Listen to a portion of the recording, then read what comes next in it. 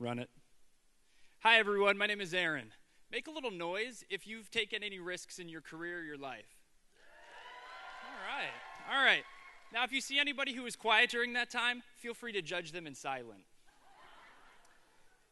Because tonight, I'm going to tell you about how letting go and taking risks has significantly altered the course of my career, and why you should embrace these two principles for yourself, your organization, and your brand, because you just might see them a little bit.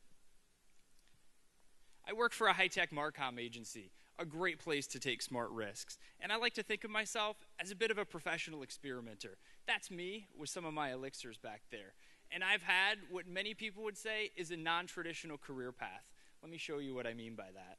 Judging by this crazy chart here, I am clearly not a control freak. Early on in my career, my boss, who was the vice president for the company I worked for at the time, left. And instead of saying, well, what am I going to do? I said, well, hell, I can do all that. And I did. Because for me, sitting on the sidelines just doesn't work. Nothing cool ever happens there anyway. I like to put myself out there and be what's next, and really take and know new disciplines. Because it used to be that people's lives were pretty linear. You go to school, maybe college, get your first job, get married, have kids, retire.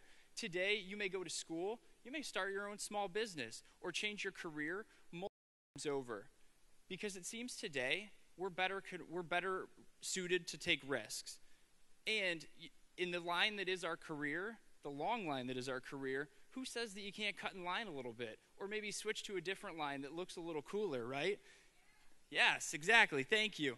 It used to be that brands would wait in line too. They develop a product, find a store or retail outlet to sell it in.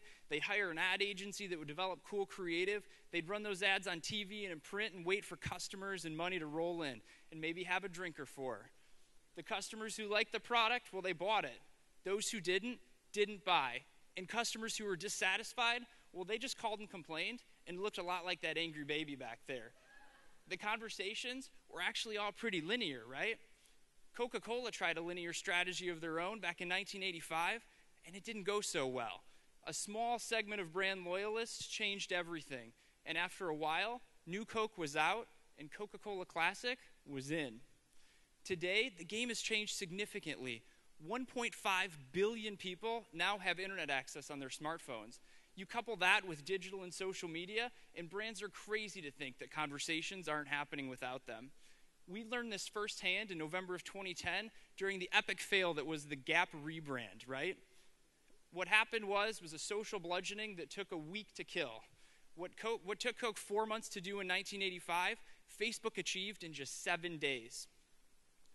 Because over the last 5 years, digital and social has had the same impact that TV has had in the last 50. And to say things have accelerated is a true understatement, because we now have amazing tools with which we can experiment. But that means that risk and experimentation come at serious risks, right? It's serious business. And just don't wear construction stilts for fun. You have to know why you're doing it. You have to have a vision, and you have to know what's next. So please, experiment with some purpose. And it's this fine line, right? Being a control freak can work against you. It contradicts everything we've learned in our teachings in school. So don't just be a control freak, because it could make you irrelevant. And in the connected world, over the next 10 to 20 years, brands will look completely different than they do today. In fact, they might even look just like you and me.